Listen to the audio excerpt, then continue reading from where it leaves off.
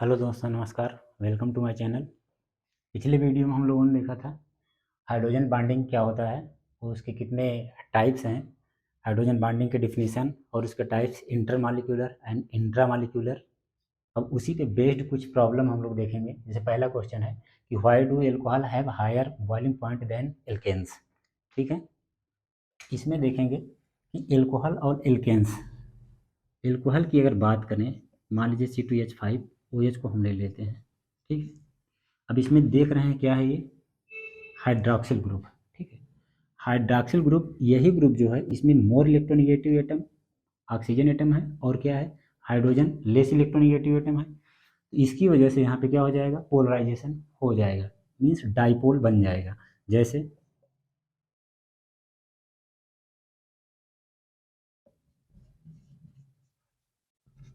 पिछले वीडियो में हमने एग्जाम्पल में जो है एल्कोहल का एग्जाम्पल लिया था, वहाँ पे आप देख सकते हैं इसको। ये इस तरीके से हो जाएगा। इसको एक्सप्लेन किया जा सकता है इसके आधार पे, हाइड्रोजन बॉन्डिंग के आधार पे। कि इसमें जो एल्कोहल्स में होता है, करस्पॉन्डिंग एल्कोहल्स जो होते हैं उनमें क्या पाया जाता है, हाइड्रोजन बॉन्डिंग पाया जाता है। लेकिन एल्केन्स में हाइड्रोजन बॉन्डिंग नहीं पाया जाता है। यही रीज़न होता है कि जो एल्कोहल का बॉइलिंग पॉइंट होता है वो क्या होता है, करस्पॉन्डिंग एल्केन से क्या होता है, बहुत ज़्यादा होता है। ठीक है,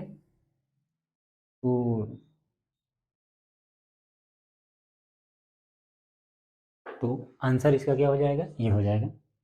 जैसा कि पहले बताया हमने, the OH hydroxyl group of alcohol are responsible for hydrogen bonding between the alcohol molecule.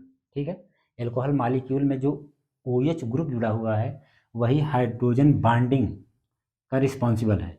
As the greater energy is required to overcome this strong intermolecular force. ठीक है, उसी हाइड्रोजन बॉन्डिंग को तोड़ने के लिए क्या चाहिए हमको, ग्रेटर एनर्जी चाहिए। जब ग्रेटर एनर्जी चाहिए तो इसी वजह से क्या होता है कि melting point and boiling point alcohols का क्या हो जाता है, हाई हो जाता है। अगर किससे तुलना करें आप, एल्केन से, करस्पॉन्डिंग एल्केन से तुलना करें तो उनसे हाई हो जाता है। यही रीजन है, तो नोट कर लीजिए इसको। अब नेक्स्ट क्वेश्चन हम लोग देखेंगे कि why H2O is liquid and H2S is a gas at room temperature. देखिए कि why H2O is liquid and H2S is a gas at room temperature. इसका रीजन हम लोग देखते हैं। ये भी on the basis of hydrogen bonding, इसको भी क्या कर सकते हैं आप, एक्सप्लेन कर सकते हैं। जैसे H2O और क्या है, H2S है। H2O को अगर आप देखेंगे इसमें क्या पाया जाएगा, हाइड्रोजन बॉन्डिंग पाया जाएगा। और कैसा हाइड्रोजन बॉन्डिंग पाया जाएगा, intermolecular hydrogen bonding, intermolecular hydrogen bonding पाया जाएगा। अब ये दोनों आपस में क्या करेंगे, ठीक है, इसका निगेटिव डाइपोल और इसका पॉजिटिव डाइपोल क्या करेगा, आपस में इंटरेक्शन करेगा, इलेक्ट्रोस्टैटिक अट्रैक्शन। इसी को हम क्या कहते हैं, हाइड्रोजन बॉन्डिंग।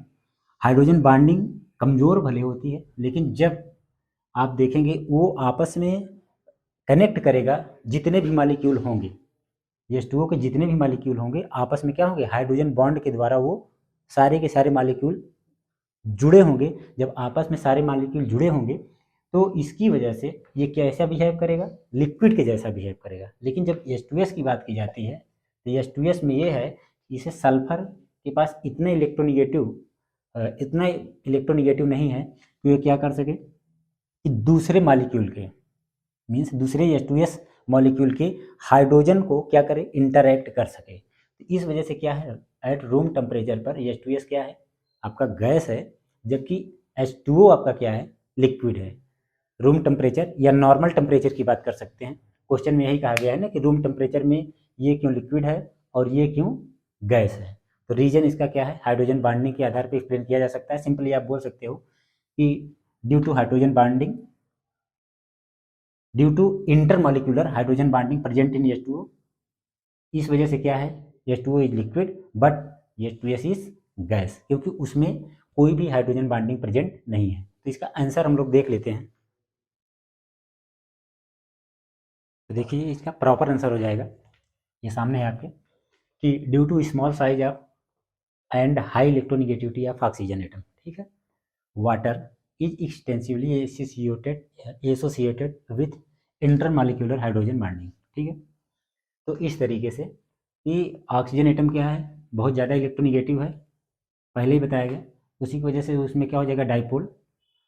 तो निगेटिव एंड का एक डाइपोल और पॉजिटिव एंड का एक डाइपोल क्या करेगा, इंटरैक्ट करेगा, हाइड्रोजन बॉन्डिंग के लिए प्रीफर कर देगा, तो हाइड्रोजन बॉन्डिंग पाया जाएगा। जब हाइड्रोजन बॉन्डिंग जहाँ पाया जाएगा तो ऑलरेडी वहाँ पे क्या हो जाएगा कि वो आपस में मॉलिक्यूल जुड़ जाएंगे, तो नॉर्मल रूम टेम्परेचर पे वो क्या हो जाता है, लिक्विड हो जाता है। लेकिन जब आप H2S की बात करते हैं, in H2S are held together by van der Waals force of attraction. Van der Waals force क्या होता है, बहुत ही वीक फोर्स होता है। ठीक है, वो हाइड्रोजन बॉन्डिंग से या इलेक्ट्रोस्टैटिक अट्रैक्शन फोर्स से क्या होता है, बहुत ही कमज़ोर होता है, मीन्स हाइड्रोजन बॉन्डिंग से बहुत कम होता है।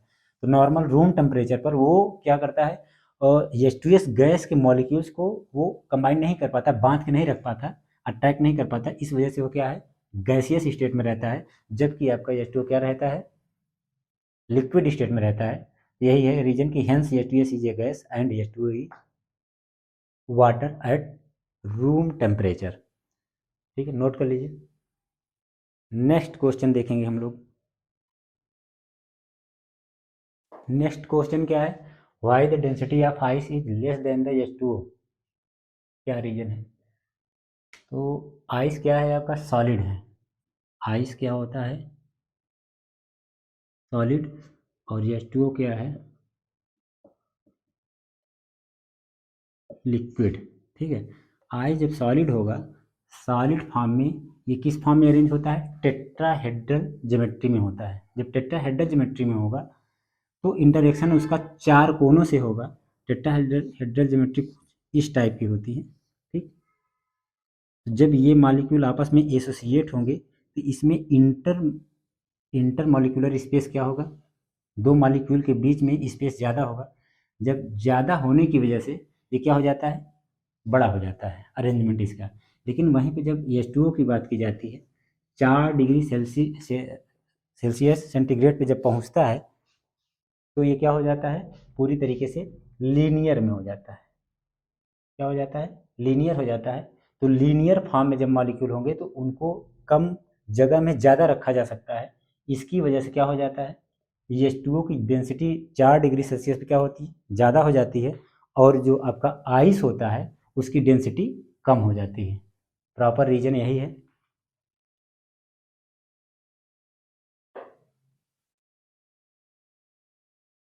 ये प्रॉपर आंसर इसका देख लीजिए। The one H2O molecule attached with 4 another H2O molecules through hydrogen bonding in tetrahedral manner। Tetrahedral manner जो सॉलिड होगा किस फॉर्म में होगा, टेट्राहेड्रल मैनर में जब होगा तो उसमें जो हाइड्रोजन बॉन्डिंग भी बनेगी वो टेट्राहेड्रल मैनर में ही बनेगी। जब टेट्राहेड्रल मैनर में बनेगी तो हमने इसे बना के दिखाया था, उसमें क्या होगा, बहुत ज़्यादा स्पेस होगा। दो मॉलिक्यूल जब आपस में क्या करेंगे, हाइड्रोजन बॉन्डिंग का फॉर्मेशन करेंगे तो उनके बीच में जो स्पेस होगा, वैकेंट स्पेस, वो बहुत ज़्यादा होगा। जब ज़्यादा होगा तो उसकी क्या हो जाएगी, स्पेस ज़्यादा लेगा तो कम मॉलिक्यूल आएंगे, तो उसकी डेंसिटी इसीलिए क्या हो जाती है, कम होती है। So the density of ice is less than the density of H2O। Reason यही होता है। जबकि जब आप किस में जाते हो, वाटर में, क्या करते हो, जब 4 डिग्री सेल्सियस तक क्या करते हैं आप, टेम्परेचर देते हैं, तो जो टेट्राहेड्रल मैनर की हाइड्रोजन बॉन्डिंग है वो किस में कन्वर्ट ब्रेक हो जाती है, और वो ब्रेक होने के बाद वो हाइड्रोजन बॉन्डिंग किस फॉर्म में आ जाती है, लीनियर मैनर में।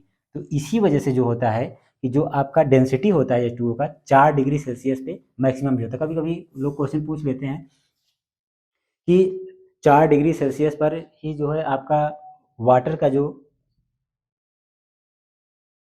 डेंसिटी होता है वो मैक्सिमम क्यों होता है, तो रीजन यही है। जैसे ही 4 डिग्री तक टेम्परेचर दिया जाता है तो जो टेट्राहेड्रल मैनर में क्या था, वहाँ पे हाइड्रोजन बॉन्डिंग थी, इंटरमॉलिक्यूलर हाइड्रोजन बॉन्डिंग, वो किस में कन्वर्ट हो जाती है, वो लीनियर मैनर में कन्वर्ट हो जाती है वो हाइड्रोजन बॉन्डिंग।